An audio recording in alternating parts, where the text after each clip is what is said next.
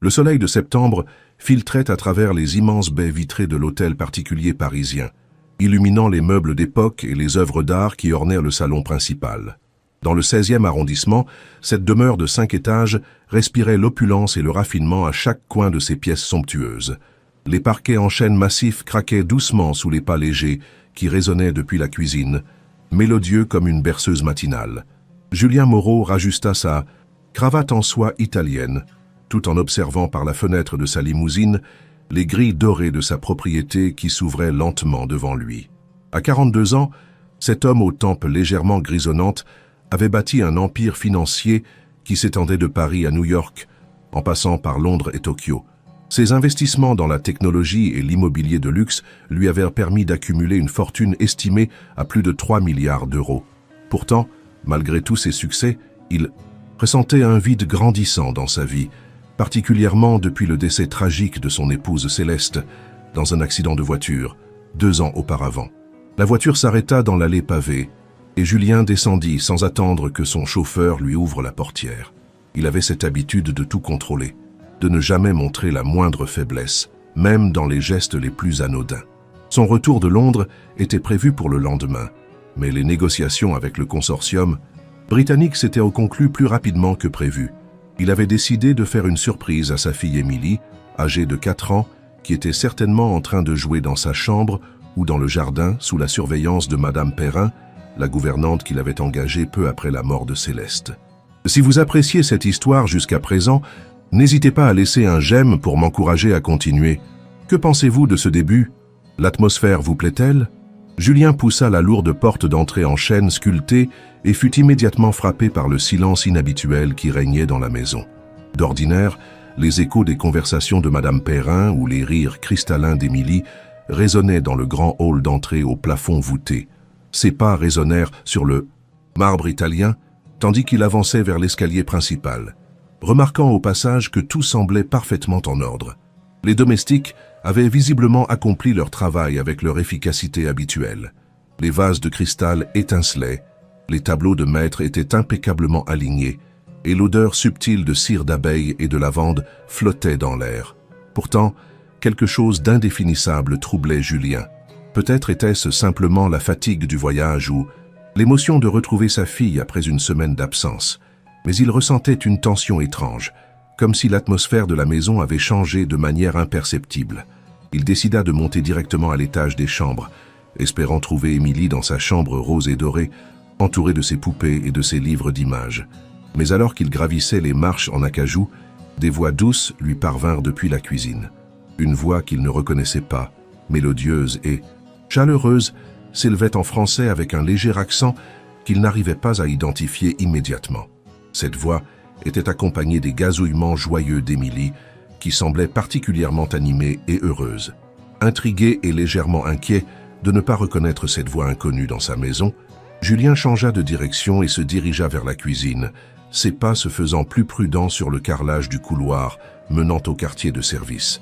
La cuisine de l'hôtel particulier était une merveille de modernité intégrée dans un cadre classique. Les éléments en laque blanche se mariaient harmonieusement avec les plans de travail en marbre de Carrare, tandis que les électroménagers dernier cri disparaissaient discrètement derrière des façades sur mesure. Un îlot central imposant trônait au milieu de la pièce, surmonté d'une hotte en cuivre patiné qui ajoutait une touche d'authenticité à l'ensemble. C'est dans cette cuisine que Julien découvrit une scène qui le figea, littéralement sur place. Une jeune femme noire vêtue d'un uniforme de domestique bleu marine, avec un tablier blanc immaculé, était en train de donner le bain à sa fille dans l'évier en porcelaine de l'îlot central. Émilie, nue et couverte de mousse savonneuse, riait aux éclats, tandis que la jeune femme lui versait délicatement de l'eau tiède sur les cheveux avec un petit gobelet en plastique coloré. La scène était d'une tendresse infinie, mais elle provoqua chez Julien un choc émotionnel qu'il ne s'expliquait pas immédiatement. Qui était cette femme? Que faisait-elle dans sa maison? Où était Madame Perrin? Et surtout, pourquoi ressentait-il cette émotion si intense en voyant cet inconnu s'occuper de sa fille avec tant de naturel et d'affection? La jeune femme, concentrée sur sa tâche, n'avait pas encore remarqué sa présence.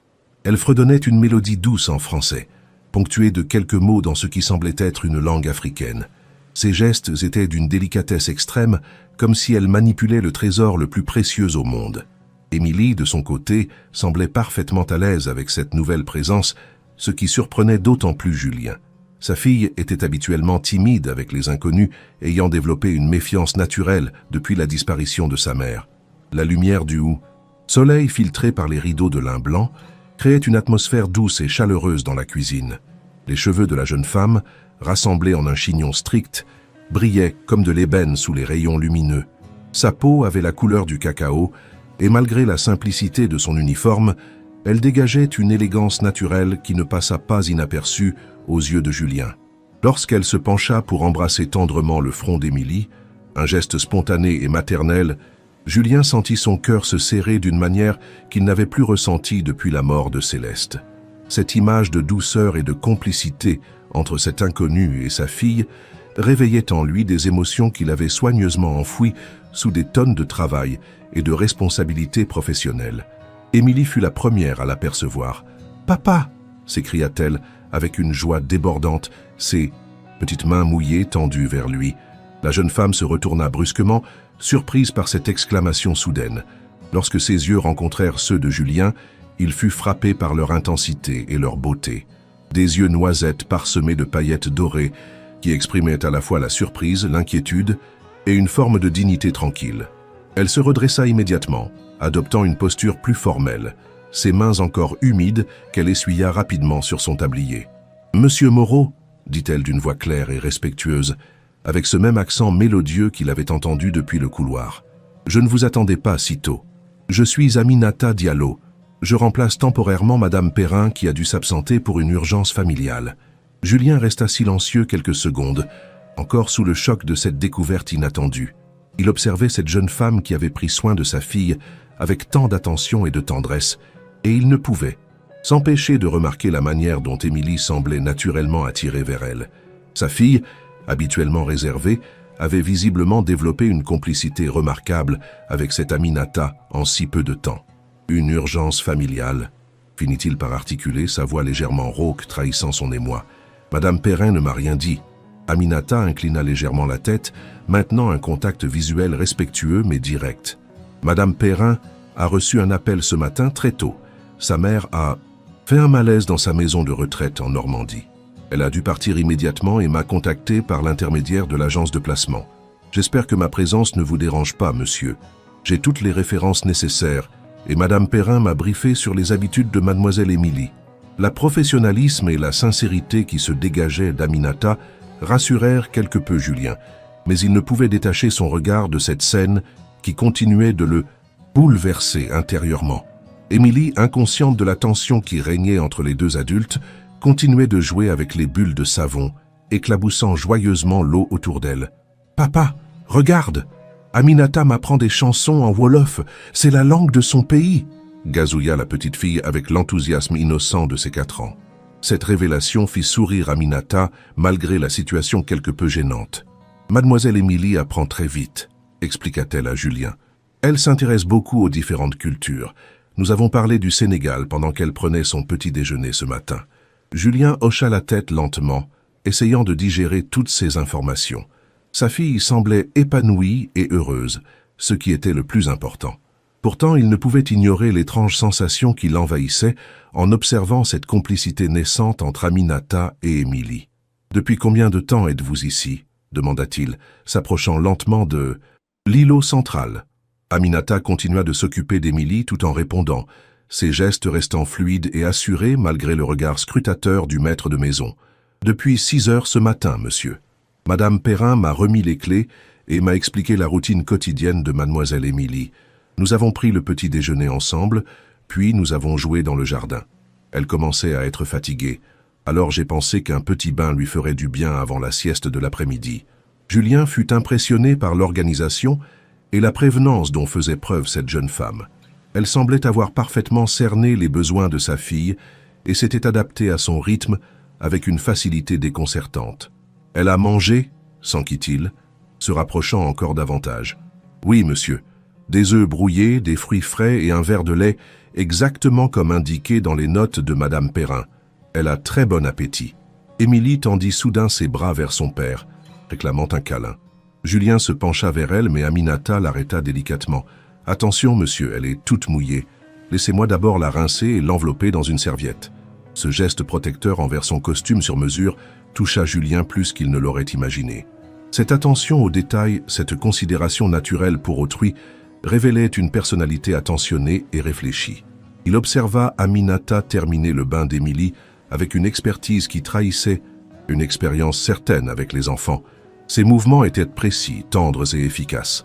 Elle souleva délicatement la petite fille de l'évier, l'enveloppa dans une grande serviette de bain moelleuse et la serra contre elle avec une affection manifeste. Émilie se blottit naturellement contre Aminata, posant sa petite tête humide contre son épaule. Cette image de complicité et de confiance mutuelle provoqua en Julien une émotion si intense qu'il dut détourner le regard quelques instants pour reprendre contenance. « Vous avez des enfants ?» demanda-t-il spontanément, puis regretta immédiatement cette question trop personnelle. Aminata le regarda avec surprise, puis un voile de tristesse passa fugacement dans ses yeux. « Non, monsieur », répondit-elle simplement, sans donner plus de détails. Julien sentit qu'il avait touché un sujet sensible et n'insista pas. Il y avait dans la manière dont elle s'occupait d'Émilie une tendresse naturelle qui suggérait un instinct maternel développé. Et il se demanda quelles circonstances avaient pu conduire cette jeune femme, visiblement éduquée et raffinée, à travailler comme domestique. Car malgré son uniforme et sa position, Aminata dégageait une classe naturelle qui ne passait pas inaperçue. Sa façon de s'exprimer, ses manières délicates, son port de tête élégant, tout en elle contrastait avec l'image traditionnelle qu'il se faisait du personnel de maison. Elle avait quelque chose d'une princesse déguisée, une noblesse intérieure qui transparaissait malgré la simplicité de sa tenue. Émilie commençait à s'assoupir dans les bras d'Aminata, bercée par la chaleur de la serviette et la douceur de cette étreinte rassurante. « Je vais la monter dans sa chambre pour la sieste », murmura Aminata, remarquant les paupières qui se fermaient. Julien acquiesça et leur emboîta le pas, intrigué de voir comment cet inconnu connaissait déjà parfaitement l'organisation de sa maison. Dans l'escalier, il observa la délicatesse avec laquelle Aminata portait sa fille, une main soutenant fermement le dos d'Émilie, l'autre maintenant ses jambes, veillant à ce que la serviette reste bien en place. Elle montait les marches avec grâce, sans jamais faire de mouvements brusques qui pourraient réveiller l'enfant qui s'endormait paisiblement. Cette attention constante au bien-être d'Émilie confirmait à Julien qu'il avait affaire à quelqu'un d'exceptionnel. Arrivé dans la chambre de la petite fille, un véritable univers féerique décoré dans les tons roses et dorés, Aminata déposa délicatement Émilie sur son lit à baldaquin. Elle lui enfila un pyjama propre avec des gestes d'une douceur infinie, puis remonta la couverture en soie jusqu'au menton de l'enfant. « Dors bien, ma petite princesse », chuchota-t-elle en français, puis ajouta quelques mots en wolof qui ressemblaient à une berceuse. Émilie sourit dans son sommeil naissant et murmura « Merci, Aminata ». Julien, témoin de cette scène d'une tendresse absolue, sentit sa gorge se serrer. Cela faisait si longtemps qu'il n'avait pas vu sa fille aussi sereine et épanouie. Depuis la mort de Céleste, Émilie avait développé des troubles du sommeil et des angoisses nocturnes qui nécessitaient souvent sa présence ou celle de Madame Perrin pour l'apaiser. Voir sa fille s'endormir si paisiblement avec cette nouvelle venue était à la fois rassurant et troublant. Aminata ferma délicatement les rideaux pour tamiser la lumière et se dirigea vers la porte sur la pointe des pieds. Julien la suivit et ils se retrouvèrent tous deux dans le couloir, soudain conscients qu'ils étaient seuls pour la première fois depuis son arrivée impromptue. Un silence gêné s'installa entre eux. Julien ne savait pas très bien comment se comporter avec cette jeune femme qui venait de bouleverser sa routine et ses émotions en l'espace de quelques minutes. Aminata, de son côté, semblait attendre ses instructions avec une patience respectueuse, ses mains jointes devant elle, dans une attitude professionnelle. « Merci », finit par dire Julien, sa voix plus douce qu'à l'ordinaire. « Elle semble très à l'aise avec vous. » Aminata inclina légèrement la tête. « Mademoiselle Émilie est une enfant merveilleuse, monsieur. Très intelligente et très sensible. Elle m'a beaucoup parlé de sa maman ce matin. » Cette mention de Céleste fit tressaillir Julien. Il avait soigneusement évité d'aborder ce sujet avec sa fille, ne sachant pas comment l'aider à faire son deuil alors qu'il avait lui-même tant de mal à accepter cette perte. « Qu'est-ce qu'elle vous a dit ?» demanda-t-il, la voix légèrement tremblante malgré ses efforts pour paraître détendu. Aminata le regarda avec compassion, comprenant immédiatement la douleur qui se cachait derrière cette question apparemment anodine. Elle m'a dit que sa maman était maintenant une étoile dans le ciel et qu'elle veillait sur elle la nuit. Elle m'a aussi dit qu'elle avait les mêmes yeux que vous et qu'elle était la plus belle dame du monde. Des larmes montèrent aux yeux de Julien, qu'il tenta de dissimuler en détournant le regard vers la fenêtre du couloir. Ces paroles d'Émilie, rapportées avec tant de délicatesse par Aminata, réveillaient en lui un chagrin qu'il s'efforçait de contrôler depuis 2 ans. « Elle était effectivement très belle », murmura-t-il, plus pour lui-même que pour Aminata, et une mère exceptionnelle. Émilie était tout pour elle. Aminata hocha la tête avec compréhension. « On sent encore sa présence dans cette maison, monsieur. L'amour qu'elle a donné à sa fille et à cette famille continue de rayonner partout. Mademoiselle Émilie porte en elle cette lumière. » Ces mots, prononcés avec une sincérité évidente, touchèrent Julien au plus profond de son être. Cette jeune femme, qu'il connaissait depuis moins d'1 heure, venait d'exprimer avec justesse des sentiments qu'il n'arrivait pas à formuler depuis des mois. « Comment faites-vous » demanda-t-il soudain, la regardant avec une intensité nouvelle. « Comment arrivez-vous à comprendre si vite les gens et les situations ?»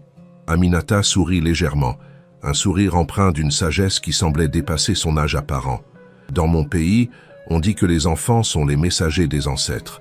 Ils portent en eux les histoires de ceux qui les ont précédés. Quand on prend le temps de les écouter vraiment, ils nous racontent des choses magnifiques sur l'amour et la famille. » Cette philosophie de vie, si différente de l'univers rationnel et matérialiste dans lequel évoluait Julien, l'interpellait profondément. Il y avait dans cette approche une humanité et une spiritualité qui lui faisaient cruellement défaut. Depuis la mort de Céleste, il s'était réfugié dans le travail, multipliant les acquisitions et les projets d'investissement pour ne pas penser à ce vide qui grandissait en lui. Mais cette jeune femme, par sa simple présence et ses paroles pleines de sens, venait de lui rappeler l'importance des liens humains authentiques. « Vous venez d'où exactement au Sénégal ?» s'enquit-il, curieux d'en apprendre davantage sur cette personne qui l'intriguait de plus en plus. « De Saint-Louis, monsieur, une ville au nord du pays, près du fleuve Sénégal.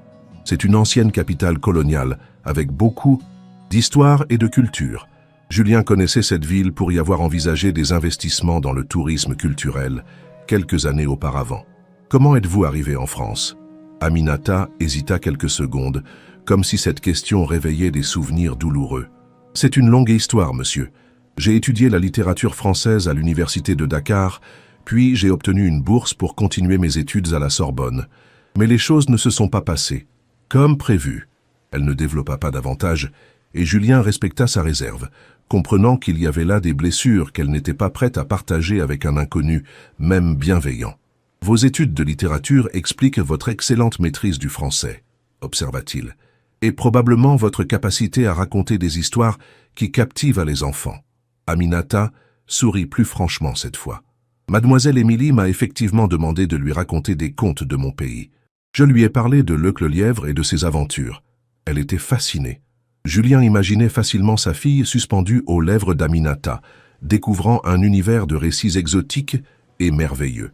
Émilie avait toujours eu soif d'histoire, et Céleste passait des heures à lui lire des livres ou à inventer des aventures fantastiques.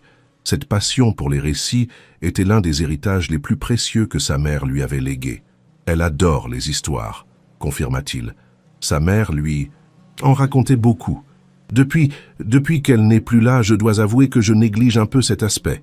Le travail prend tellement de temps. » Il s'interrompit, réalisant qu'il venait d'avouer à cet inconnu une faille dans son rôle de père, une culpabilité qui le rongeait secrètement. Aminata le regarda avec bienveillance, sans le moindre jugement dans ses yeux dorés. « Les papas aussi ont le droit d'être perdus parfois, monsieur.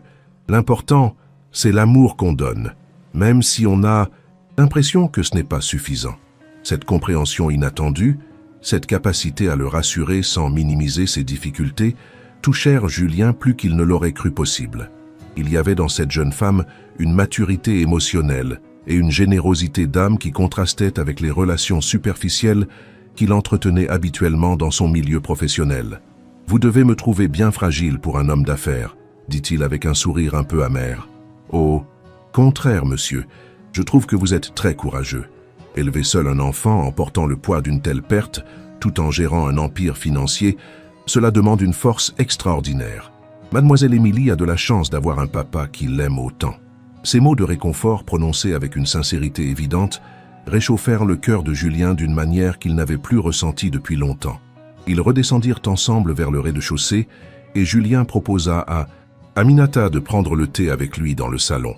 Cette invitation spontanée le surprit lui-même, car il n'avait pas l'habitude de fraterniser avec le personnel domestique. Mais quelque chose chez cette jeune femme lui donnait envie de prolonger cette conversation qui lui faisait du bien. Aminata accepta avec grâce et ils s'installèrent dans le grand salon aux boiseries d'époque.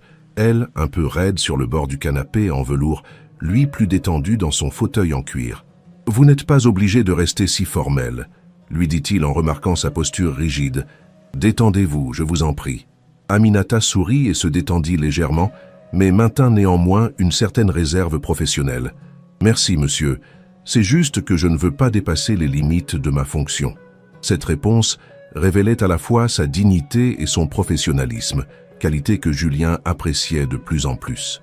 Pendant qu'il préparait le thé dans le service en porcelaine de Limoges, que Céleste affectionnait particulièrement, Julien continua de poser des questions à Aminata sur son parcours et ses expériences. Il apprit qu'elle avait 28 ans, qu'elle était arrivée en France 5 ans auparavant et qu'elle avait dû interrompre ses études à cause de difficultés financières consécutives à un drame familial qu'elle ne détailla pas. Depuis, elle enchaînait les emplois de service pour survivre, tout en espérant reprendre un jour ses études de littérature. Cette histoire de vie, marquée par les épreuves, mais aussi par une détermination admirable, impressionna Julien. Il y reconnaissait certains aspects de son propre parcours, lui qui avait dû lutter pour construire son empire financier malgré des origines modestes. « Vous n'avez jamais pensé à rentrer au Sénégal ?» demanda-t-il en lui tendant une tasse de thé fumante. « Si, souvent, avoua-t-elle, mais ma famille compte sur l'argent que j'envoie chaque mois. Et puis j'ai encore l'espoir de terminer mes études ici. La France reste le pays de la littérature française, après tout. » Cette fidélité à ses rêves, malgré les difficultés, toucha Julien, qui admirait la persévérance et l'ambition chez les autres. « Et vous, monsieur, vous avez toujours voulu être dans la finance ?» Cette question, posée avec une curiosité respectueuse, surprit Julien. Il n'avait pas l'habitude qu'on s'intéresse à son parcours personnel de manière aussi directe et sincère. « Pas vraiment ?» admit-il après un moment de réflexion. « J'ai commencé par des études d'ingénieur, mais les opportunités m'ont mené vers la finance, puis vers l'investissement. C'est devenu une passion, presque une obsession. » Il marqua une pause, puis ajouta « Parfois, je me demande si cette obsession ne m'a pas fait perdre de vue l'essentiel. » Aminata hocha la tête avec compréhension. « L'essentiel, c'est peut-être ce qu'on construit avec les gens qu'on aime, non? Les souvenirs, les moments partagés, l'amour qu'on donne et qu'on reçoit. » Cette réflexion philosophique, énoncée avec simplicité mais profondeur, fit écho au questionnement que Julien avait de plus en plus fréquemment depuis la mort de Céleste. Il réalisait que malgré sa fortune colossale, il se sentait souvent vide et insatisfait, comme si quelque chose d'essentiel lui échappait. Leur conversation fut interrompue par la sonnerie de téléphone de Julien. C'était son assistant qui l'informait d'un problème urgent sur un dossier d'acquisition en cours. Julien dut s'absenter quelques minutes pour régler cette affaire, laissant Aminata seule dans le salon. Quand il revint, il la trouva en train d'examiner avec attention les photos de famille disposées sur la cheminée en marbre. Elle s'attardait particulièrement sur un portrait de Céleste et Émilie, pris l'année précédant l'accident. « Elle était vraiment très belle », murmura Aminata en l'entendant revenir. « Et on voit qu'elle aimait énormément sa fille. » Julien s'approcha et contempla cette photo qui lui serrait toujours le cœur. C'était une mère exceptionnelle, confirma-t-il. Émilie était son monde. Elle avait mis sa carrière d'architecte entre parenthèses pour se consacrer entièrement à l'éducation de notre fille. Aminata se tourna vers lui, intriguée. Elle était architecte? Comme c'est intéressant. Elle a participé à la décoration de cette maison. Julien acquiesça avec fierté. Elle a entièrement conçu l'aménagement. Intérieur. Chaque détail, chaque couleur, chaque meuble a été choisi par elle. Cette maison porte son empreinte à chaque étage. Cette révélation donna une dimension nouvelle à la demeure aux yeux d'Aminata. Elle comprenait maintenant pourquoi chaque espace respirait l'harmonie et l'élégance, pourquoi l'agencement était si parfaitement pensé pour la vie familiale. « On ressent effectivement une âme dans cette maison », observa Aminata avec respect. « Chaque pièce raconte une histoire d'amour et de bonheur partagé. » Mademoiselle Émilie grandit entourée de l'amour de sa maman, même si elle n'est plus physiquement présente. Ces paroles touchèrent profondément Julien, qui n'avait jamais envisagé sa maison sous cet angle spirituel et émotionnel. Pour lui, ces murs représentaient surtout des souvenirs douloureux qu'il tentait d'oublier en s'immergeant dans le travail. Mais le regard d'Aminata lui permettait de redécouvrir son foyer comme un sanctuaire d'amour, plutôt que comme un mausolée de souvenirs. « Vous avez une vision très particulière des choses », remarqua-t-il, impressionné par cette capacité à transformer la douleur en quelque chose de beau et de constructif. « Dans ma culture, on croit que les morts continuent de nous accompagner à travers l'amour qu'ils ont semé de leur vivant, expliqua Aminata. Votre épouse vit encore dans le sourire de votre fille, dans la beauté de cette maison, dans l'amour que vous portez tous les deux à sa mémoire. C'est une forme d'immortalité très réelle. Cette philosophie de vie si éloignée du matérialisme occidental auquel Julien était habitué l'apaisait d'une manière surprenante. Il commençait à comprendre pourquoi Émilie s'était si rapidement attachée à cette jeune femme. Au-delà de sa douceur et de sa compétence avec les enfants, Aminata possédait une sagesse et une profondeur qui transcendaient les barrières culturelles et sociales. Elle avait cette capacité rare de voir la beauté et l'espoir, même dans les situations les plus douloureuses. Comment faites-vous pour rester si positive, malgré les épreuves que vous avez traversées ? Demanda Julien, curieux de comprendre la source de cette sérénité. Aminata réfléchit quelques instants avant de répondre. J'ai appris que la souffrance peut nous détruire ou nous grandir, selon la façon dont on choisit de l'affronter. Ma grand-mère me disait toujours que les épreuves sont comme la pluie. On peut les subir en restant dehors et en pestant contre le ciel. Ou bien on peut danser sous les gouttes et laisser l'eau nourrir nos racines. Cette métaphore poétique fit sourire Julien malgré lui. Il y avait dans cette approche de la vie une beauté et une logique qui l'interpellaient profondément. Leur échange fut à nouveau interrompu, cette fois par les pleurs d'Émilie qui se réveillait de sa sieste. Aminata se leva immédiatement, son instinct maternel prenant le dessus. « Je vais voir ce qui se passe », dit-elle en se dirigeant vers l'escalier. Julien la suivit, inquiet que sa fille ne soit souffrante. Ils trouvèrent Émilie assise dans son lit, les cheveux ébouriffés et les yeux encore embués de sommeil, pleurant doucement. « Qu'est-ce qui se passe, ma chérie ?» demanda Julien en s'approchant. Mais Émilie tendit ses bras vers Aminata, réclamant visiblement ses câlins. « J'ai fait un cauchemar !» sanglota-t-elle. « Il y avait un gros monstre noir qui voulait m'emmener loin de papa et d'Aminata. » Cette mention spontanée d'Aminata, dans les peurs de sa fille, frappa Julien. En quelques heures seulement, cette jeune femme était devenue suffisamment importante pour Émilie pour figurer dans ses rêves et ses angoisses. Aminata prit délicatement l'enfant dans ses bras et commença à la bercer en fredonnant une mélodie douce en wolof. « Ce n'était qu'un rêve, ma petite étoile », murmura-t-elle en français. « Les monstres n'existent que dans nos têtes, et quand on a peur, il suffit de penser très fort à tous les gens qui nous aiment pour que la peur disparaisse. » Émilie se calma progressivement dans les bras d'Aminata, rassurée par cette voix apaisante et cette étreinte protectrice. « Tu vas rester avec nous ce soir ?» demanda-t-elle avec l'innocence de ses 4 ans. Cette question mit Aminata dans l'embarras. Elle regarda Julien, ne sachant pas quoi répondre. « Je ne sais pas, ma chérie, » dit-elle finalement. « Cela dépend de ton papa et du retour de Madame Perrin. » Julien réalisa qu'il n'avait même pas pensé à contacter sa gouvernante habituelle pour connaître la durée de son absence. « Je vais appeler Madame Perrin pour avoir des nouvelles, » annonça-t-il. « En attendant, si vous le voulez bien, Aminata, vous pouvez rester pour le dîner. Émilie serait ravie et moi aussi, » ajouta-t-il avec une sincérité qui le surprit lui-même. Cette invitation spontanée témoignait du plaisir qu'il prenait à la compagnie de cette jeune femme, un plaisir qu'il n'avait plus ressenti depuis longtemps. Aminata accepta avec grâce, visiblement touchée par cette marque de confiance et d'appréciation. Pendant qu'Émilie finissait de se réveiller complètement, Julien contacta Madame Perrin. Il apprit que l'état de santé de sa mère était plus grave que prévu et qu'elle devrait rester en Normandie au moins 1 semaine, peut-être davantage. Cette nouvelle le mit dans l'embarras, car il avait plusieurs voyages d'affaires prévus dans les jours suivants et ne pouvait pas laisser Émilie seule avec des remplaçantes occasionnelles. Quand il fit part de cette situation à Aminata, elle proposa immédiatement ses services pour toute la durée nécessaire. « Je serai honorée de continuer à m'occuper de mademoiselle Émilie, » dit-elle. « Nous nous entendons très bien, et j'ai l'impression qu'elle a besoin de stabilité en ce moment. » Cette proposition tombait à pic pour Julien, mais il ne voulait pas abuser de la gentillesse d'Aminata. Vous êtes sûr, cela représente beaucoup de responsabilités et mes horaires sont très irréguliers. Aminata sourit avec assurance. J'aime les enfants, monsieur, et votre fille est exceptionnelle. Ce sera un plaisir pour moi de prendre soin d'elle. Cette générosité et cet enthousiasme sincère touchèrent Julien, qui commençait à réaliser qu'il avait affaire à une personne vraiment spéciale. Le reste de l'après-midi s'écoula dans une atmosphère détendue et chaleureuse.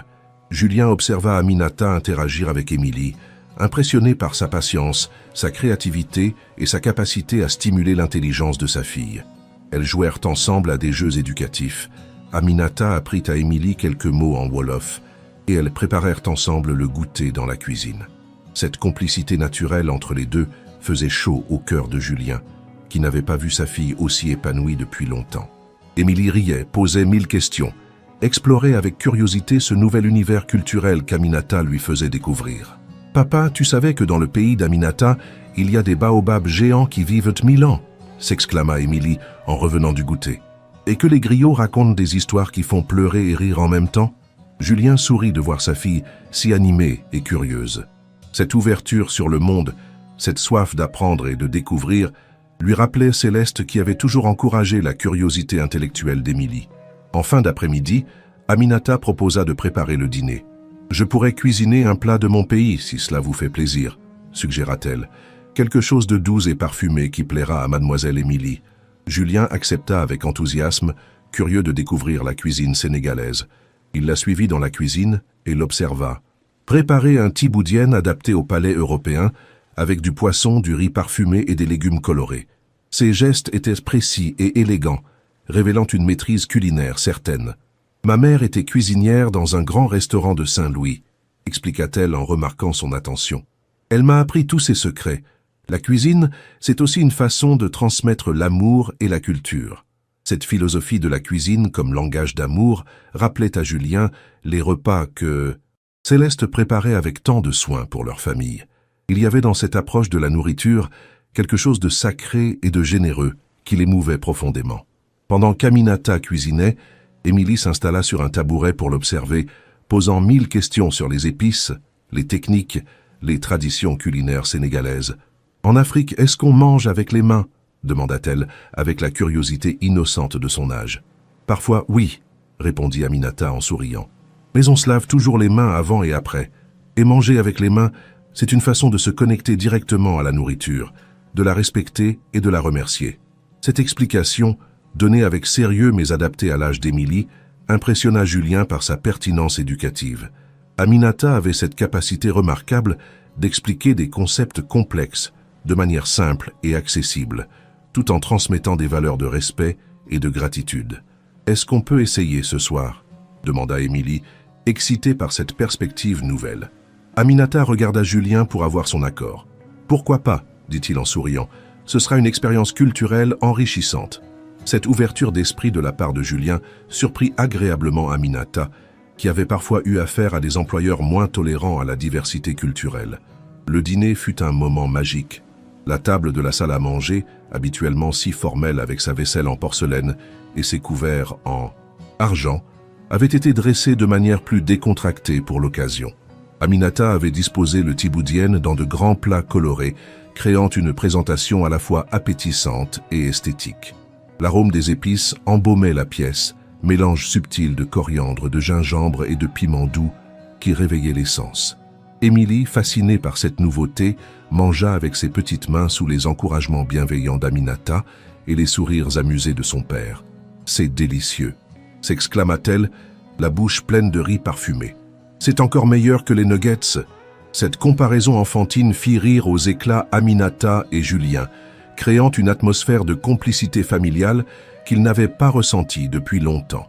Julien, de son côté, découvrait avec plaisir cette cuisine aux saveurs nouvelles, riche et parfumée, sans être agressive, équilibrée et nourrissante. « Vous cuisinez remarquablement bien », complimenta-t-il sincèrement. « Ce plat est un véritable voyage gustatif. » Aminata rougit légèrement sous le compliment, visiblement touchée par cette reconnaissance de ses talents culinaires.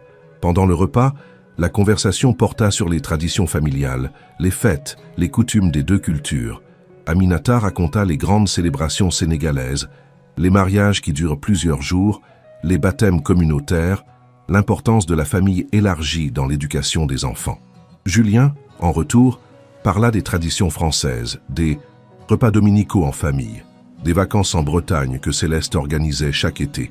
Cette ouverture mutuelle, cet échange respectueux entre deux mondes différents, créait un climat de confiance et de respect mutuel qui enrichissait leur relation naissante. Émilie, spectatrice privilégiée de ces échanges interculturels, absorbait tout avec une curiosité insatiable, enrichissant sa vision du monde à chaque anecdote partagée. « Dans ton pays, est-ce qu'il y a des princesses comme dans mes livres ?»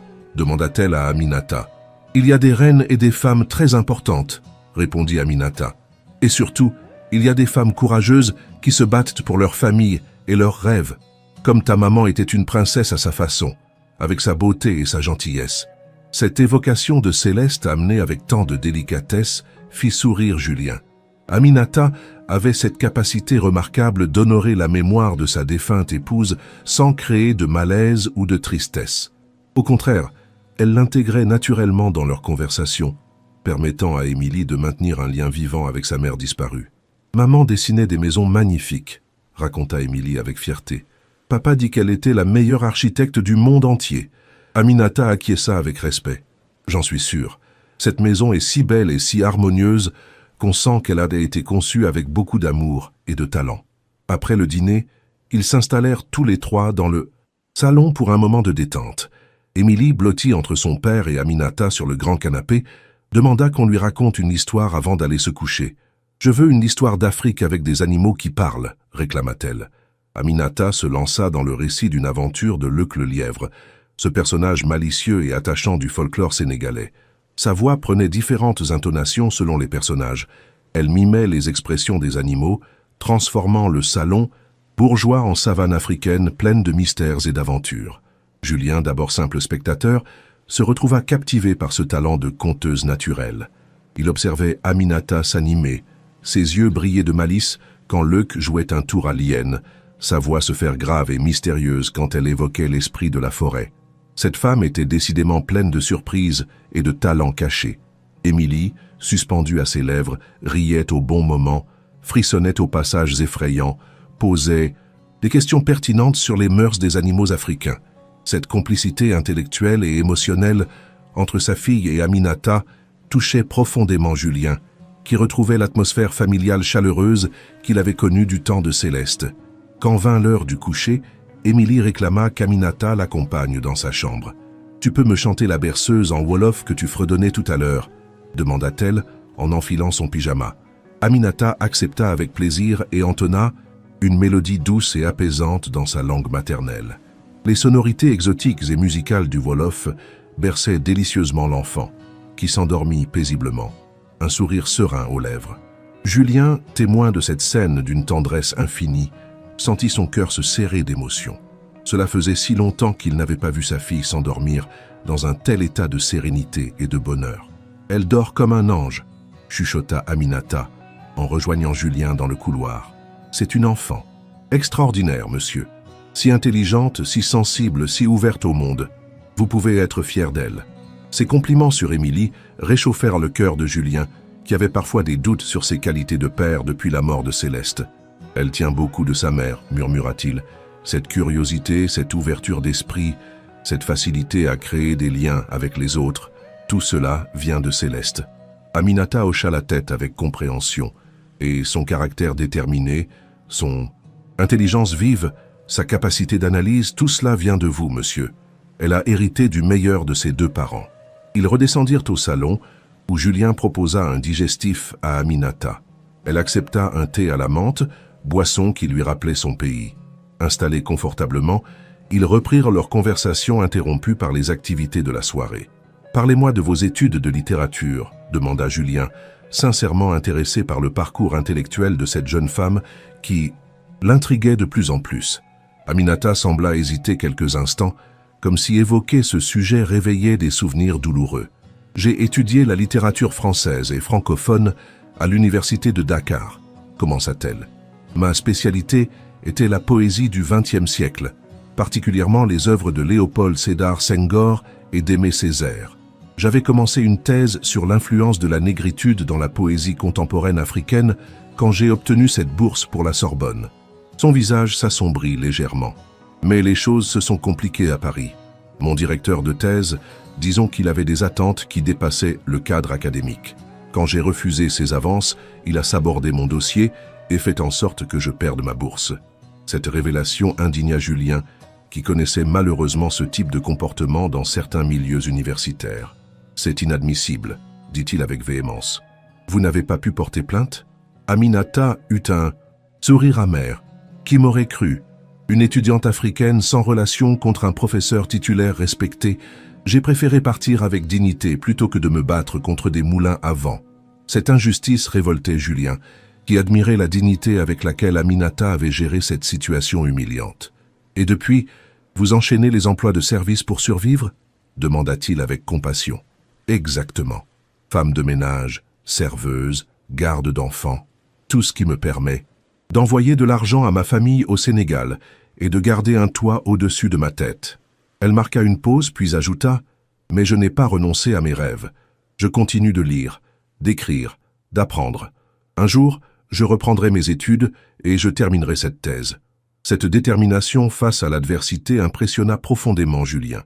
Il reconnaissait en Aminata cette force de caractère et cette résilience qu'il avait lui-même portée dans sa réussite professionnelle. « Vous écrivez toujours » s'enquit-il. « Oui, j'écris des poèmes et des nouvelles. C'est ma façon de rester connecté à ma passion et de donner un sens à mes expériences. » Julien fut touché par cette persévérance artistique, malgré les difficultés matérielles. Il y avait quelque chose de noble et d'inspirant dans cette fidélité à ses rêves et à sa vocation créatrice. « J'aimerais beaucoup lire vos textes un jour, si vous acceptez de les partager, » dit-il spontanément. Cette proposition sembla surprendre et toucher Aminata. « Vraiment? Vous vous intéressez à la poésie ?» demanda-t-elle incrédule. « Pas habituellement, » avoua Julien. « Mais j'ai l'intuition que vos écrits doivent être aussi riches et profonds que votre personnalité. » Ce compliment sincère fit rougir légèrement Aminata, qui n'avait pas l'habitude qu'on s'intéresse à sa production littéraire en dehors des cercles académiques. Mes textes parlent souvent de l'exil, du déracinement, mais aussi de l'espoir et de la beauté qu'on peut trouver même dans les situations les plus difficiles, expliqua-t-elle. J'essaie de transformer la souffrance en quelque chose de beau et d'universel. Cette approche philosophique de l'écriture comme alchimie émotionnelle fascina Julien, qui commençait à comprendre pourquoi cette jeune femme dégageait une telle sérénité malgré les épreuves traversées. Elle avait trouvé dans l'art et la création un moyen de transcender ses difficultés et de garder espoir en l'avenir. Vous devez me trouver bien. Un matérialiste avec mes préoccupations financières et mes investissements, observa Julien avec une pointe d'autodérision. Au contraire, répondit Aminata avec sincérité. Vous avez construit quelque chose d'important. Vous créez de la richesse et des emplois. Vous portez des responsabilités énormes. C'est une forme de création très respectable. Et surtout, vous utilisez votre réussite pour offrir une belle vie à votre fille. C'est admirable.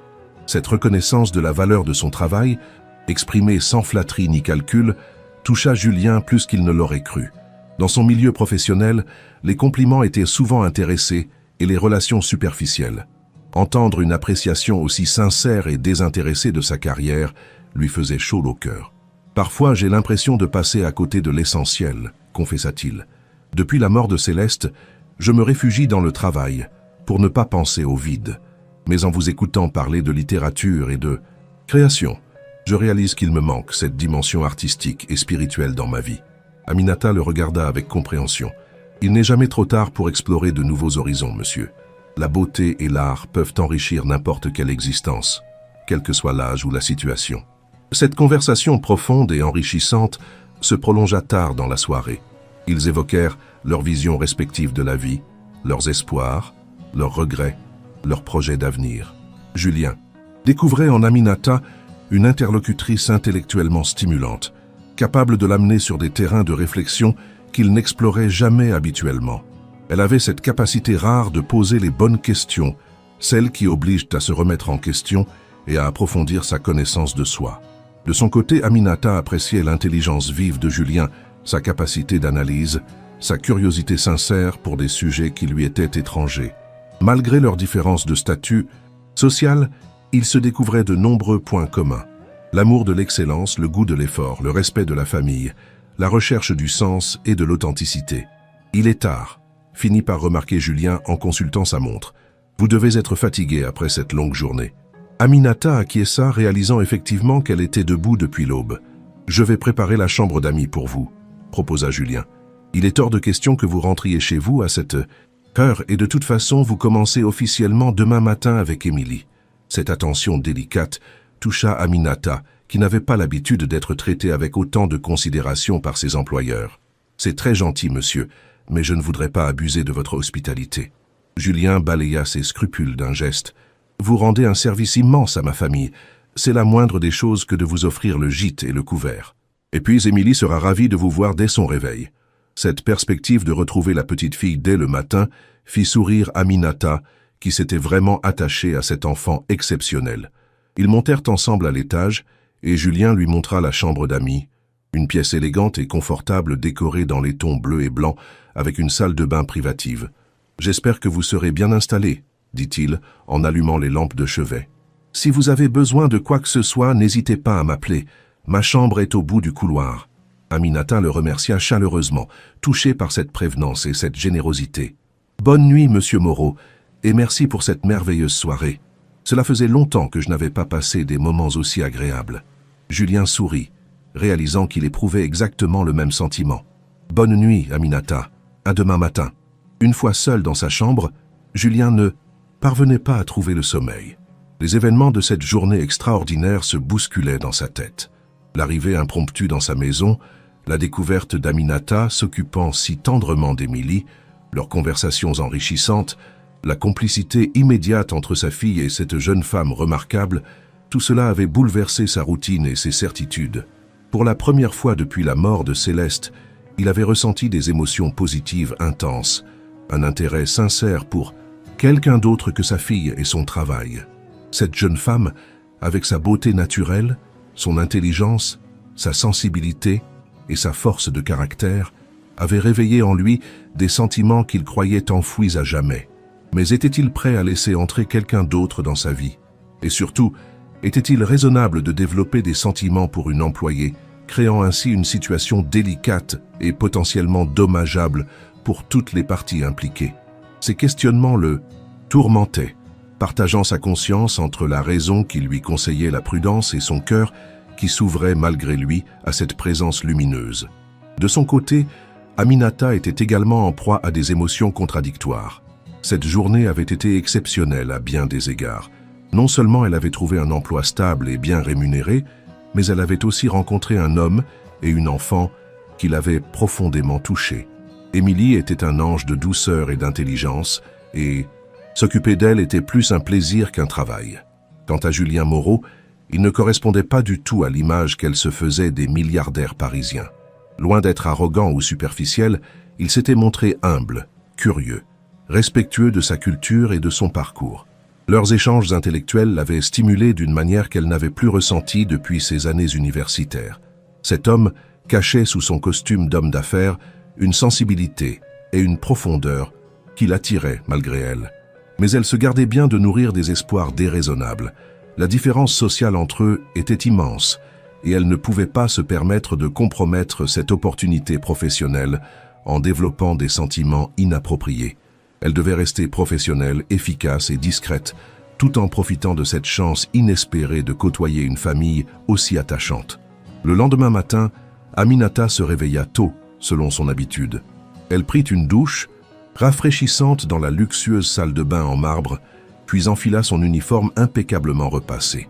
En descendant à la cuisine pour préparer le petit déjeuner, elle fut surprise de trouver Julien déjà levé, habillé d'un costume gris anthracite élégant, en train de consulter ses emails sur son téléphone tout en buvant un café. « Bonjour, monsieur Moreau », le salua-t-elle respectueusement. « Vous êtes matinal. » Julien leva les yeux de son écran et lui sourit chaleureusement. « Bonjour, Aminata.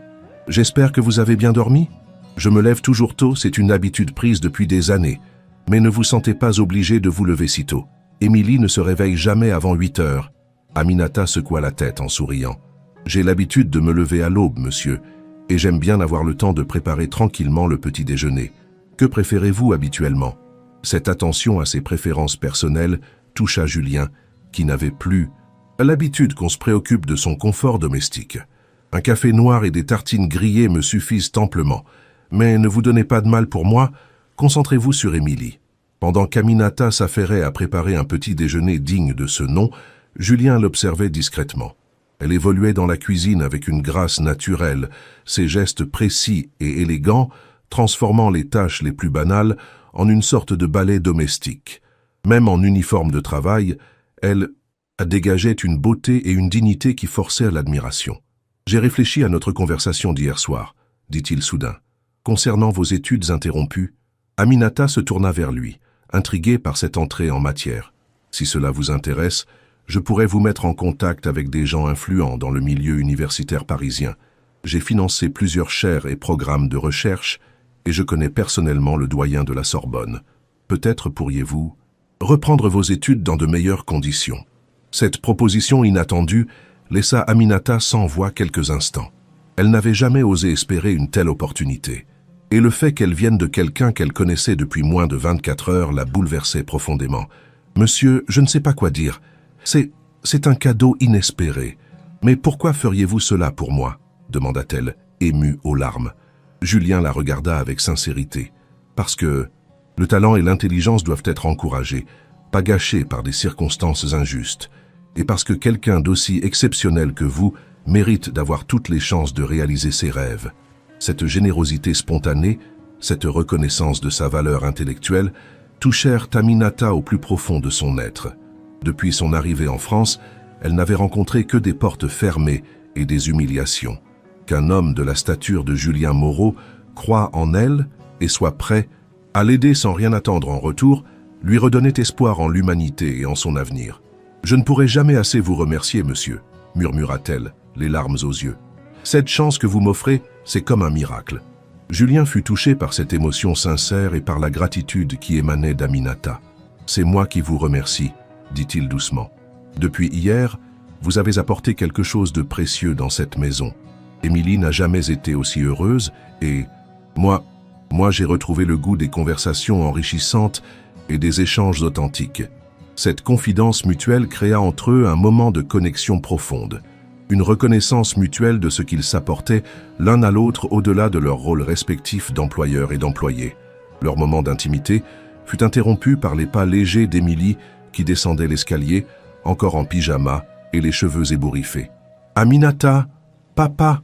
s'exclama-t-elle joyeusement en se précipitant vers eux. « J'ai rêvé que nous partions tous les trois en voyage au Sénégal pour voir les baobabs. » Cette candeur enfantine fit sourire les deux adultes, qui accueillirent la petite fille avec affection. « C'était un beau rêve, ma chérie, » dit Julien en l'embrassant. « Mais pour l'instant, il faut prendre le petit déjeuner et se préparer pour la journée. » Émilie grimpa sur sa chaise haute et observa avec curiosité les préparatifs d'Aminata. « Qu'est-ce qu'on va faire aujourd'hui ?» demanda-t-elle avec l'enthousiasme de ses 4 ans. « Nous allons commencer par un bon petit déjeuner, » répondit Aminata. « Puis nous ferons tes activités habituelles, et peut-être que je t'apprendrai d'autres chansons de mon pays. » Cette perspective ravit Émilie, qui battit des mains de joie. « Et papa, il vient avec nous ?» demanda-t-elle en regardant Julien avec espoir. Julien consulta son agenda mental et réalisa qu'il n'avait aucune envie de partir au bureau comme d'habitude. « Vous savez… »« Quoi ? Je vais reporter mes rendez-vous de ce matin. J'aimerais profiter un peu de mes 2 filles préférées, » annonça-t-il spontanément, surprenant tout le monde, lui le premier, par cette décision inhabituelle. Cette décision spontanée de reporter ses obligations professionnelles pour passer du temps en famille marquait un tournant dans les priorités de Julien. Depuis la mort de Céleste, il s'était réfugié dans le travail obsessionnel, utilisant ses responsabilités d'homme d'affaires comme un rempart contre la douleur et la solitude. Mais la présence d'Aminata et la joie évidente d'Émilie lui faisaient prendre conscience qu'il était en train de passer à côté des moments les plus précieux de l'enfance de sa fille. « Vraiment, papa, tu restes avec nous ?» insista Émilie, n'osant pas croire à cette aubaine exceptionnelle. « Vraiment, ma princesse », confirma Julien en caressant tendrement les cheveux de sa fille. « Nous allons passer une journée magnifique tous les 3. » Aminata observait cette scène avec émotion, comprenant que sa présence avait catalysé quelque chose d'important dans cette famille en reconstruction. Elle voyait dans le regard de Julien une lumière qu'elle n'avait pas remarquée la veille, comme si le fait de prendre cette décision spontanée l'avait libérée d'un poids invisible. Le petit déjeuner se déroula dans une atmosphère détendue et joyeuse. Aminata avait préparé des pancakes moelleux accompagnés de fruits frais et de miel, une variante française de crêpes qu'elle avait apprises lors de ses différents emplois dans des familles parisiennes. Émilie dévorait avec appétit tout en racontant ses rêves de la nuit, mélangeant réalité et imagination avec la créativité débordante de son âge. Aminata, dans mon rêve, tu portais une belle robe colorée avec des dessins partout et tu dansais avec papa dans le jardin, raconta-t-elle innocemment. Cette évocation fit rougir légèrement Aminata et provoqua un sourire gêné chez Julien qui détourna le regard vers sa tasse de café. Les rêves des enfants avaient parfois cette capacité troublante de révéler des vérités cachées ou des désirs inavoués. Les rêves sont des histoires que notre cœur nous raconte pendant la nuit, expliqua Aminata avec sagesse. Parfois, ils nous montrent des choses belles qu'on aimerait voir arriver. Cette explication poétique satisfit Émilie, qui continua son petit déjeuner en fredonnant une mélodie inventée. Après le repas, Julien proposa de montrer à Aminata le reste de la propriété qu'elle n'avait pas encore visitée. Ils commencèrent par la bibliothèque, une somptueuse pièce au mur entièrement tapissée de livres reliés cuir, avec de confortables fauteuils en velours vert et une cheminée en marbre sculpté. Céleste adorait cette pièce, expliqua Julien en caressant du regard les milliers d'ouvrages soigneusement rangés. Elle y passait des heures à lire et à préparer ses projets d'architecture. Elle disait que les livres étaient ses meilleurs conseillers. Aminata s'approcha des étagères avec respect, impressionnée par la richesse et la diversité de cette collection. Elle remarqua des classiques de la littérature française, des recueils de poésie, des livres d'art et d'architecture, mais aussi des romans contemporains et des essais philosophiques. « Votre épouse avait des goûts très éclectiques », observa-t-elle en feuilletant un recueil de Senghor. Elle s'intéressait à la littérature africaine? Julien acquiesça avec fierté. Céleste était très ouverte sur le monde. Elle s'intéressait à toutes les cultures, particulièrement à l'architecture traditionnelle africaine.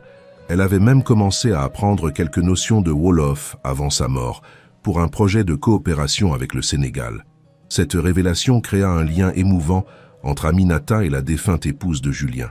Savoir que Céleste s'était intéressée à sa culture et à sa langue maternelle la touchait profondément et renforçait le sentiment qu'elle était à sa place dans cette maison. « J'aurais aimé la rencontrer », murmura Aminata avec sincérité. « J'ai l'impression qu'elle était une femme exceptionnelle. » Julien hocha la tête, les yeux embués de nostalgie.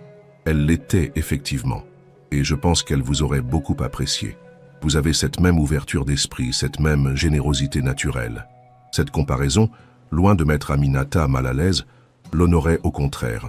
Elle comprenait que Julien ne cherchait pas à la comparer à sa défunte épouse de manière concurrentielle, mais qu'il reconnaissait en elle des qualités similaires qu'il avait séduit chez Céleste.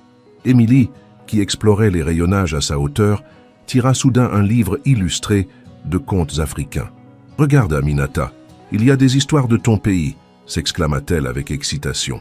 Aminata prit le livre et reconnut effectivement des contes traditionnels qu'elle connaissait depuis l'enfance. « Ta maman avait vraiment bon goût », dit-elle à Émilie. « Ces histoires sont des trésors de mon pays. Je pourrais t'en raconter d'autres qui ne sont pas dans ce livre. » Ils poursuivirent la visite par le bureau de Julien. Une pièce masculine et imposante avec un bureau en acajou massif, des fauteuils en cuir noir et des écrans d'ordinateur ultra-modernes. Les murs étaient décorés de graphiques financiers, de photos de ces différentes entreprises et de quelques toiles d'art contemporains. « C'est ici que je passe la plupart de mon temps quand je suis à la maison », expliqua Julien. « Trop de temps, probablement. » Aminata observa cette pièce qui reflétait parfaitement l'univers professionnel de Julien.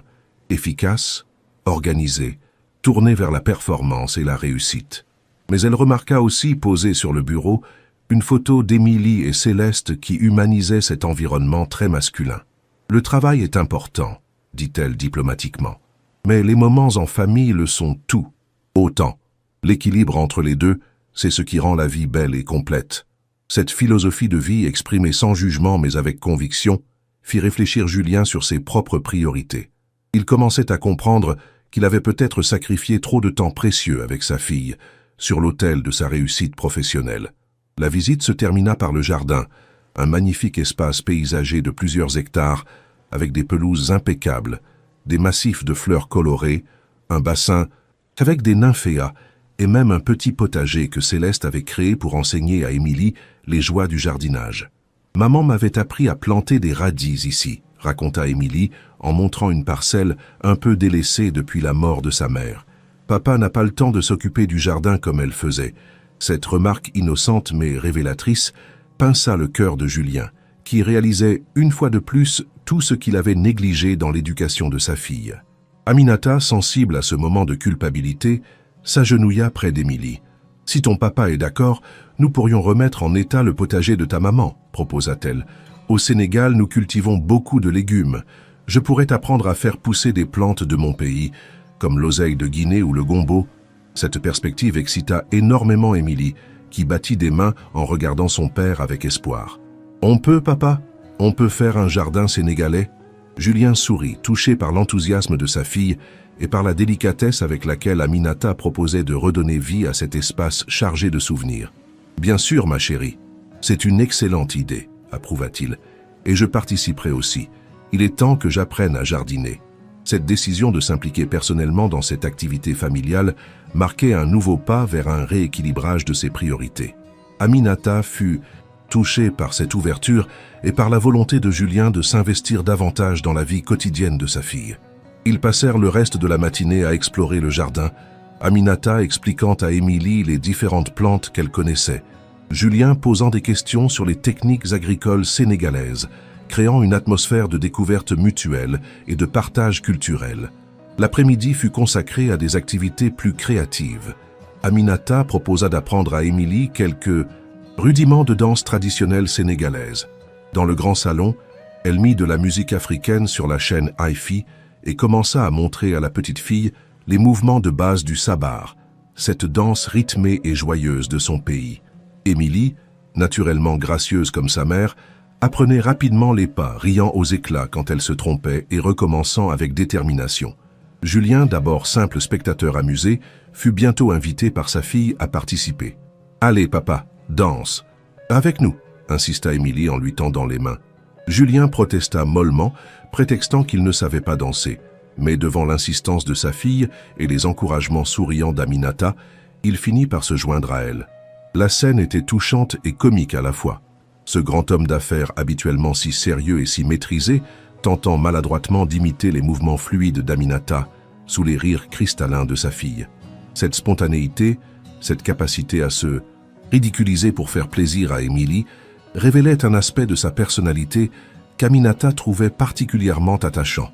Derrière le masque du financier impitoyable se cachait un père aimant et un homme capable d'humour et de légèreté. « Vous vous débrouillez très bien pour un débutant », l'encouragea Aminata en riant. « Il faut juste lâcher prise et laisser la musique vous porter. » Cette philosophie de la danse comme métaphore de la vie fit sourire Julien, qui commençait effectivement à se détendre et à prendre plaisir à cet exercice inhabituel. La danse se transforma progressivement en moment de pure joie familiale. Émilie, rayonnante de bonheur de voir son père participer à ces jeux, inventait de nouveaux mouvements que les deux adultes s'efforçaient d'imiter. Aminata guidait leurs gestes avec patience et bienveillance, créant une complicité physique et émotionnelle qui dépassait largement le cadre professionnel habituel. Julien ne pouvait s'empêcher d'admirer la grâce naturelle d'Aminata, la façon dont elle bougeait avec une sensualité innocente et une joie communicative. Leurs regards se croisaient parfois pendant la danse, créant des moments de connexion troublants qu'ils tentaient tous deux de maintenir dans les limites de la bienséance. Mais l'attraction mutuelle était palpable, alimentée par cette intimité croissante et cette complicité qui se développait heure après heure. Quand la musique s'arrêta, ils restèrent quelques instants essoufflés et souriants, conscients qu'ils venèrent de partager quelque chose de spécial et d'inoubliable. « C'était magique !» s'exclama Émilie en applaudissant. « On refait ça ce soir après le dîner ?» Cette demande enthousiaste de sa fille fit sourire Julien, qui réalisait combien ces moments de légèreté lui avaient manqué depuis la mort de Céleste. En fin d'après-midi, alors qu'Émilie faisait sa sieste quotidienne, Julien et Aminata se retrouvèrent seuls dans le salon pour prendre le thé.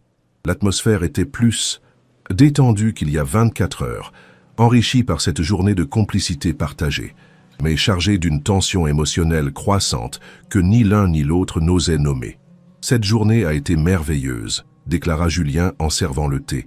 Je n'ai pas vu Émilie aussi heureuse depuis très longtemps, et moi non plus d'ailleurs. Cette confidence sincère toucha Aminata, qui mesurait l'impact positif de sa présence sur cette famille en reconstruction. Mademoiselle Émilie est une enfant exceptionnelle, répondit-elle. Elle a juste besoin de sentir que les adultes qui l'entourent sont heureux et sereins. Les enfants sont des éponges émotionnelles, ils absorbent toutes nos humeurs. Cette observation psychologique pertinente impressionna Julien, qui reconnaissait en Aminata une compréhension intuitive de l'enfance qui dépassait largement ses compétences de père. « Vous avez étudié la psychologie en plus de la littérature ?» demanda-t-il, curieux d'en apprendre davantage sur la formation de cette femme, décidément pleine de surprises. « Non, mais au Sénégal, l'éducation des enfants est une responsabilité communautaire », expliqua Aminata. « On apprend dès l'enfance à observer les plus petits, à comprendre leurs besoins, à les écouter vraiment. C'est une sagesse transmise de génération en génération. » Cette approche collective de l'éducation contrastait avec l'individualisme occidental auquel Julien était habitué, mais il en comprenait immédiatement la richesse et la pertinence. « Vous me faites découvrir un monde que j'ignore complètement, » avoua-t-il. « Cette dimension humaine et communautaire de votre culture m'interpelle. Dans mon milieu, tout est axé sur la performance individuelle et la compétition. On oublie parfois l'importance des liens humains authentiques. » Aminata hocha la tête avec compréhension. « Les deux approches ont leur mérite, monsieur. Votre culture valorise l'ambition et l'innovation, ce qui permet de grands progrès. La nôtre privilégie la solidarité et l'harmonie, ce qui préserve les liens sociaux. L'idéal serait peut-être de combiner le meilleur des deux mondes. » Cette vision équilibrée et non partisane impressionna Julien, qui admirait cette capacité d'Aminata à analyser les situations sans jugement hâtif ni préjugés culturels. « J'ai appelé le doyen de la Sorbonne ce matin pendant qu'Émilie dormait, » annonça soudain Julien. « Concernant vos études, » Aminata se redressa, suspendue à ses lèvres. « Il accepte de vous rencontrer la semaine prochaine pour examiner votre dossier. Il connaît votre ancien directeur de thèse et disons qu'il n'est pas surpris par ce que vous m'avez raconté. Apparemment, ce n'est pas la première fois qu'il y a des problèmes avec ce professeur. » Cette nouvelle fit battre le cœur d'Aminata plus fort. L'espoir de reprendre ses études, qu'elle avait presque abandonnées, renaissait grâce à l'intervention de cet homme généreux qu'elle connaissait depuis si peu de temps. « Monsieur Moreau, je ne sais vraiment pas comment vous remercier. Vous changez littéralement ma vie. » L'émotion dans sa voix était palpable, et Julien fut touché par cette gratitude sincère. « Ne me remerciez pas encore, » dit-il modestement. « Attendons de voir ce que donnera cette rencontre. Mais j'ai bon espoir.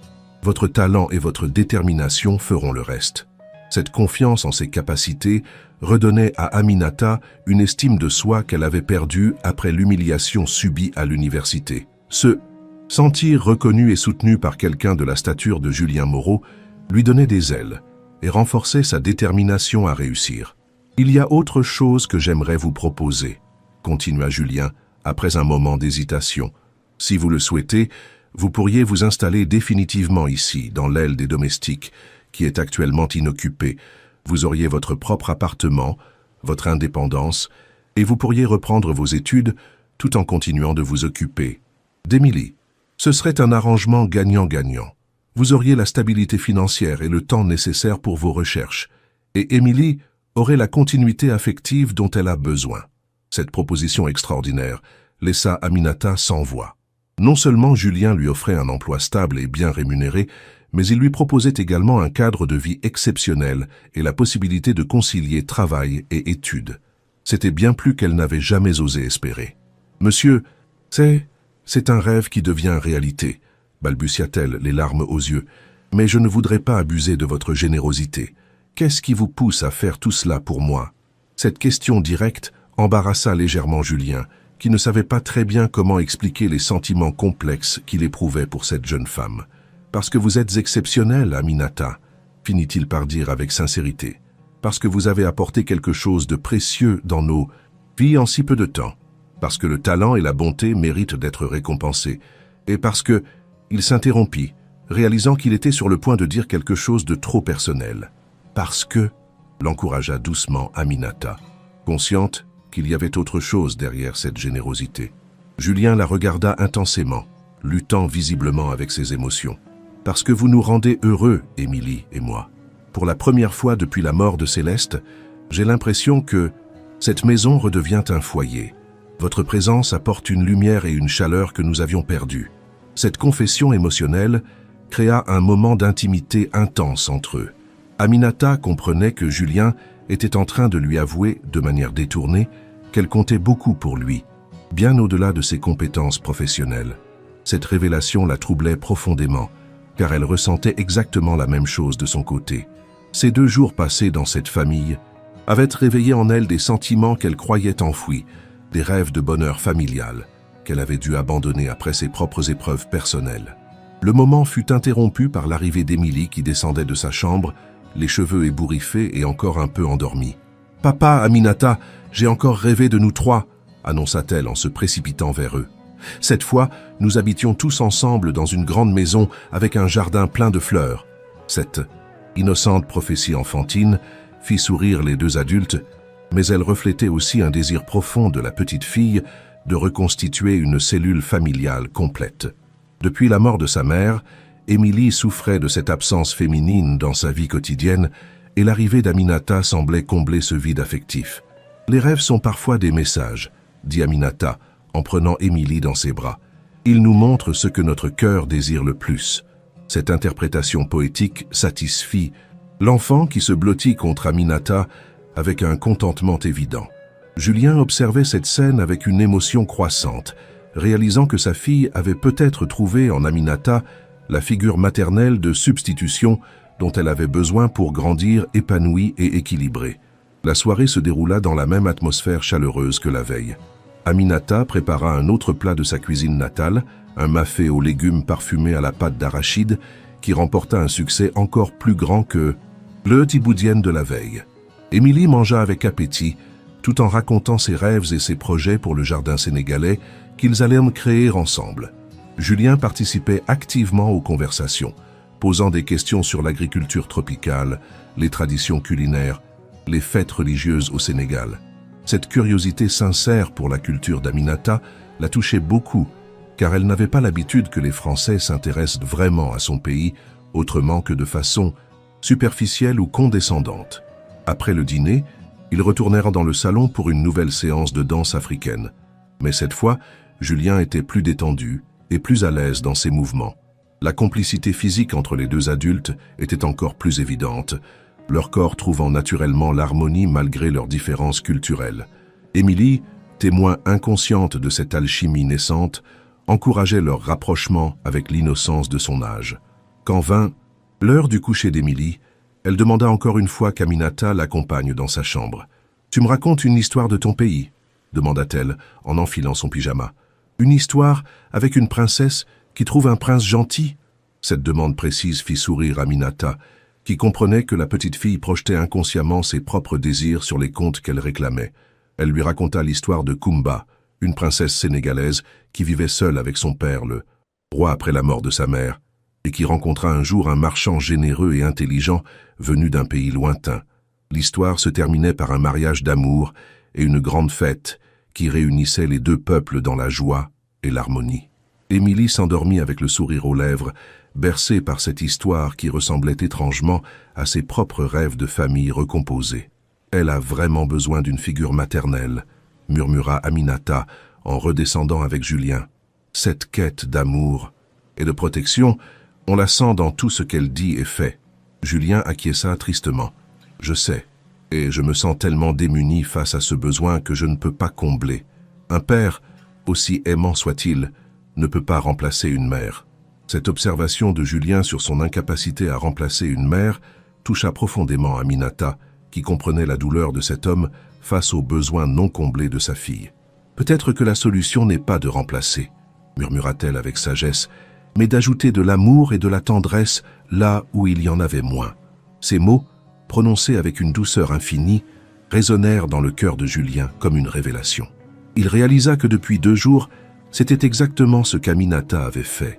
Elle n'avait pas tenté de prendre la place de Céleste, mais elle avait apporté sa propre forme d'amour maternel, différente, mais tout aussi précieuse. Les jours suivants s'écoulèrent dans une harmonie grandissante. Aminata s'installa officiellement dans l'appartement de l'aile domestique, un espace lumineux et confortable qu'elle aménagea avec goût en y ajoutant quelques touches de sa culture africaine. Julien tint sa promesse concernant ses études. Le rendez-vous avec le doyen de la Sorbonne fut un succès complet. Non seulement Aminata put reprendre ses recherches sur la négritude, mais elle obtint également une bourse d'études et un poste d'assistante de recherche qui lui permettait de concilier parfaitement son travail auprès d'Émilie et ses ambitions académiques. Au fil des semaines, la relation entre Julien et Aminata évoluait subtilement. Leurs conversations du soir devenaient de plus en plus intimes, leurs regards se cherchaient naturellement, leurs mains se frôlaient parfois lors des activités avec Émilie. La tension émotionnelle était palpable, mais ils maintenaient tous deux une retenue respectueuse, conscients des enjeux et de la complexité de leur situation. Émilie, elle, s'épanouissait comme jamais. Elle parlait couramment quelques mots de Wolof, connaissait les principales fêtes sénégalaises, aidait Aminata dans le potager africain qu'elles avaient créé ensemble, et surtout, elle retrouvait cette joie de vivre spontanée qui caractérisait son enfance avant la mort de sa mère. Un soir de octobre, alors que les premières feuilles dorées tombaient dans le jardin, Julien trouva le courage d'aborder frontalement ses sentiments avec Aminata.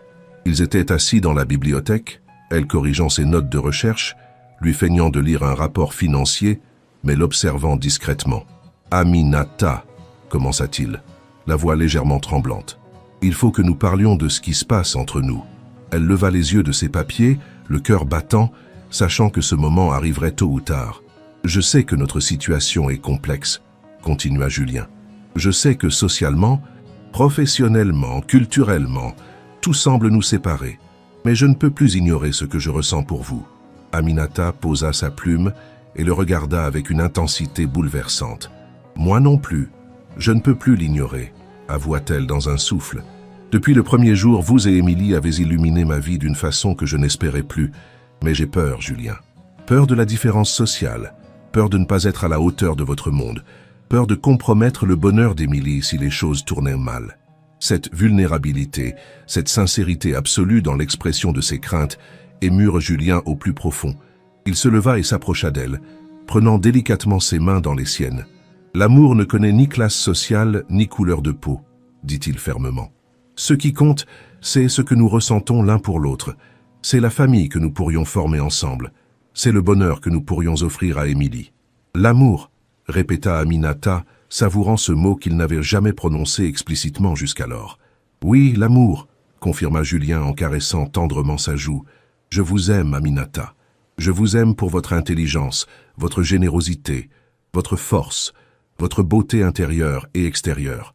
Je vous aime pour la façon dont vous vous occupez d'Émilie, pour la lumière que vous apportez dans cette maison, pour la paix que vous donnez à mon cœur. » Ces mots, prononcés avec une passion contenue, firent couler des larmes de joie sur les joues d'Aminata. « Je vous aime aussi, Julien, » murmura-t-elle, « plus que je n'aurais jamais cru possible d'aimer à nouveau. » Leur premier baiser fut d'une tendresse infinie, chargé de tous les sentiments non exprimés des dernières semaines, de tous les espoirs et de toutes les promesses d'un avenir partagé. Quand ils se séparèrent, ils avaient tous deux les larmes aux yeux, bouleversés par l'intensité de cet instant. « Et Émilie » demanda Aminata, soucieuse de la réaction de la petite fille. Julien sourit avec confiance. « Émilie vous adore déjà comme une mère. Elle ne rêve que d'une chose, que nous formions une vraie famille tous les trois. » Ces rêves prémonitoires ne nous trompaient pas. Le lendemain matin, ils annoncèrent ensemble à Émilie qu'ils s'aimaient et qu'ils souhaitaient vivre ensemble comme une vraie famille. La réaction de la petite fille fut au-delà de leurs espérances. Elle explosa de joie, dansa dans le salon en chantant en Wolof et déclara que c'était le plus beau jour de sa vie depuis que maman était devenue une étoile. « Maintenant, j'ai un papa, une nouvelle maman et maman étoile qui nous protège du ciel », s'exclama-t-elle avec la logique touchante de ses 4 ans. Cette acceptation immédiate et enthousiaste rassura définitivement les deux adultes sur la justesse de leur décision. 6 mois plus tard, Julien et Aminata se marièrent dans une cérémonie intime et multiculturelle qui célébrait leurs 2 héritages. La bibliothèque de la maison fut transformée en salon de mariage, décorée de fleurs tropicales et de tissus sénégalais colorés. Émilie, radieuse dans sa robe de demoiselle d'honneur, porta les alliances avec une fierté évidente. Les invités étaient peu nombreux, mais choisis. Quelques amis proches de Julien, des collègues de l'université d'Aminata et surtout la famille sénégalaise d'Aminata, qui avait fait le voyage depuis Dakar pour célébrer cette union exceptionnelle. La cérémonie mélangea traditions françaises et rituels africains, créant un moment unique et émouvant qui scellait non seulement l'union de deux êtres, mais aussi la réconciliation symbolique de deux cultures. Pendant la fête qui suivit, alors que les invités dansaient sur des rythmes afro-caribéens dans le grand salon, Julien et Aminata s'éclipsèrent quelques minutes dans le jardin pour savourer leur bonheur en tête-à-tête. Vous rendez-vous compte du chemin parcouru depuis ce fameux jour où je suis rentré à l'improviste, murmura Julien en serrant sa femme contre lui. Si on m'avait dit que la femme de ma vie donnerait le bain à ma fille dans l'évier de ma cuisine, je n'y aurais jamais cru. Aminata rit doucement, repensant à cette première rencontre qui avait tout changé. Le destin a parfois de drôles de façons de nous mettre sur le bon chemin, répondit-elle. Peut-être que Céleste veillait sur nous depuis le début, orchestrant cette rencontre qui allait sauver nos trois cœurs. Émilie les rejoignit en courant, essoufflée et hilarante dans sa robe de soie froissée par les danses. « Papa, maman Aminata, Mamie Fatou m'apprend des chansons sénégalaises pour le mariage. Venez danser avec nous. » Cette appellation spontanée de maman Aminata bouleversa la jeune mariée, qui réalisait que l'adoption affective était désormais totale et réciproque. Main dans la main, ils retournèrent vers la fête, formant enfin cette famille recomposée et multiculturelle dont ils avaient tous rêvé. 2 ans plus tard, Aminata soutint brillamment sa thèse de doctorat devant un jury impressionnant, en présence de Julien, d'Émilie et de toute sa belle famille française qu'il avait adoptée avec enthousiasme. Sa recherche sur l'influence de la négritude dans la poésie contemporaine africaine fut saluée comme une contribution majeure aux études francophones et lui ouvrit les portes d'une carrière universitaire prometteuse. Julien, inspiré par l'engagement intellectuel de sa femme, diversifia ses investissements vers des projets éducatifs et culturels en Afrique, créant des ponts économiques entre la France et le Sénégal. Émilie, devenue parfaitement bilingue en français et en wolof, développait une personnalité riche et ouverte, nourrie par ses 2 héritages culturels. La maison du 16e arrondissement était devenue un véritable foyer multiculturel où se mélangeaient harmonieusement les traditions européennes et africaines. Le potager sénégalais prospérait aux côtés des rosiers français. La bibliothèque s'enrichissait d'ouvrages en langues africaines, et les soirées familiales alternaient entre concerts classiques et musique traditionnelle du Sahel. Cette diversité culturelle, loin de créer des tensions, enrichissait chaque membre de la famille et leur donnait une ouverture sur le monde exceptionnel. Un soir d'été, alors qu'ils regardaient ensemble les étoiles depuis la terrasse, Émilie, maintenant âgée de 7 ans et d'une maturité touchante, fit une observation qui résuma parfaitement leur aventure familiale. « Papa, tu sais quoi? Je pense que maman Céleste a envoyé maman Aminata pour qu'on soit tous heureux. Et maintenant, on a 2 mamans qui nous aiment, une dans le ciel et une sur la terre. C'est comme ça qu'on a 2 fois plus d'amour. » Cette sagesse enfantine arracha des larmes d'émotion aux 2 adultes qui comprirent que leur fille avait parfaitement intégré la complexité et la richesse de leur situation familiale particulière. Julien et Aminata échangèrent un regard complice, conscients que leur amour avait non seulement guéri leurs cœurs respectifs, mais avait aussi créé un modèle de famille moderne, ouverte et généreuse. L'histoire qui avait commencé par un retour imprévu et une découverte troublante s'était transformée en un conte de fées contemporain, prouvant que l'amour véritable peut transcender toutes les barrières et créer des miracles inattendus. Dans cette maison parisienne où résonnaient désormais les rires, les chansons en plusieurs langues et les projets d'avenir, 3 cœurs battaient à l'unisson, unis par un amour plus fort que tous les préjugés et toutes les conventions sociales. Voilà la fin de cette magnifique histoire d'amour multiculturel. J'espère que cette conclusion vous a ému et que vous avez apprécié ce voyage émotionnel à travers les rencontres inattendues qui changent nos vies. Merci d'avoir suivi cette belle aventure familiale. N'hésitez pas à laisser un j'aime si cette histoire vous a touché et dites-moi en commentaire ce que vous avez pensé de cette fin heureuse qui célèbre l'amour sans frontières.